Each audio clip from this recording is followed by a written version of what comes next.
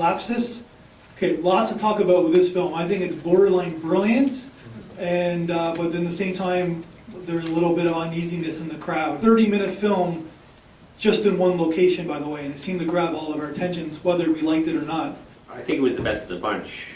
Personally, I really enjoyed it in a lot of ways. Again, I kind of expected a twist, but I didn't know what the twist was, as opposed to the previous film where I saw the twist coming.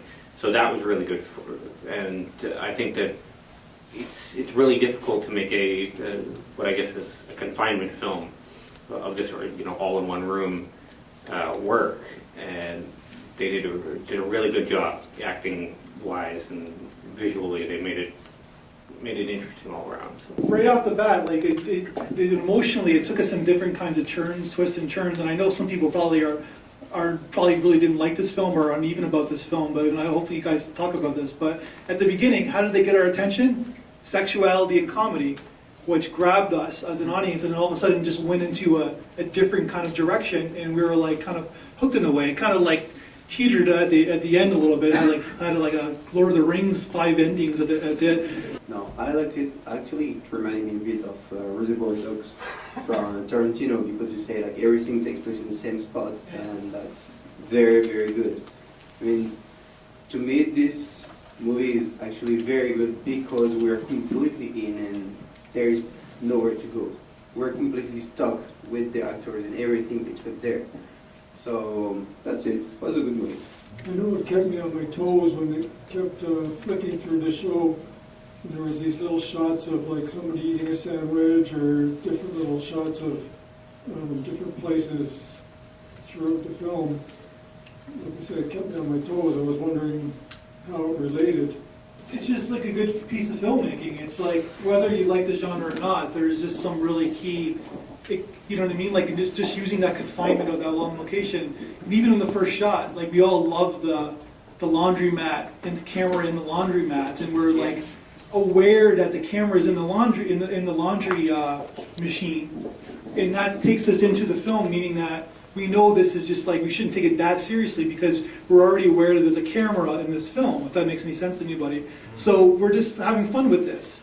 But I know sometimes for some people it's too violent, but I don't know with my upbringing or whatever, but I'm so desensitized by violence in television and movies, it's like I don't even think about it anymore. It's only my girlfriend who's sitting next to me who's like totally freaked out by this stuff. Maybe I just watch football all the time and I'm like, or I played football, so I'm just used to violence, but for me it doesn't even bother me at all. So I don't know if that says about me or about what films that we watch these days. But was it too violent for some people? Yes. Yes? Way too violent? Yes, you have something to say?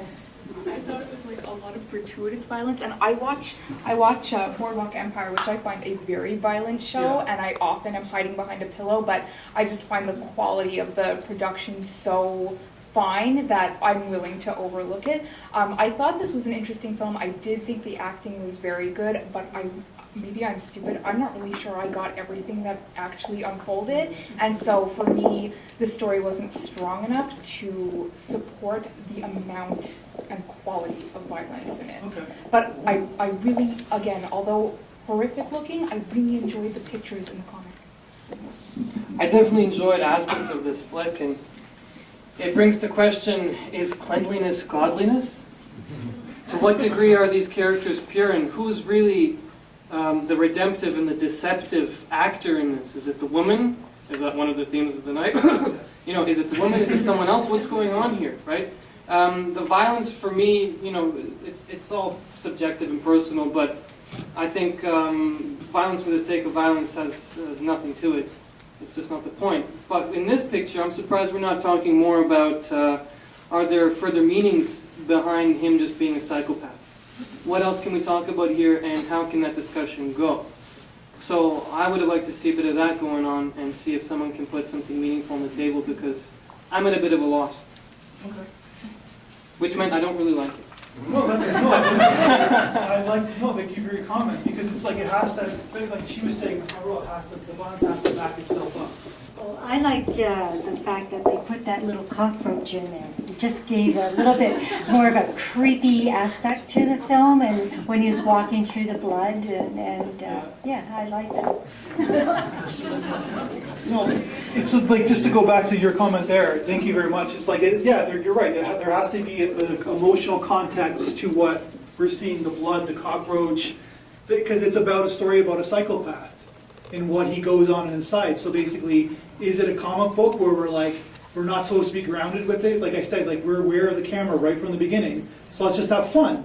Or is it trying to be more serious, like some of these comic book movies make mistakes at, where they try to like tell us how to think or tell us how to be with thematically. And I think that this film was like started like having fun, and then it took itself too seriously in the end. That could be your problem with it, and it could be a good point. The thing that kind of baffled me is all these little side shots that they had. There was a few things that baffled me. One, there was more than one story going on, right? They kind of told 2 or 3 stories before you kind of got the real story. Then they always go back and they show these little excerpts that didn't all get put together. Like, why did they put all the laundry detergent on top of the telephone? Didn't get that. Why was that done?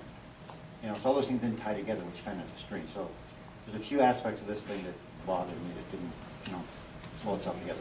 I really actually enjoy these side bits because we're taking a look at a character that's completely twisted and psychotic. And so the audience is put in that same set of mind by having these little nonsensical parts of the movie. And I thought that it was such a complex movie that could have totally fucked itself over, but it didn't. In the end, I really enjoyed it for the reasons that he didn't like.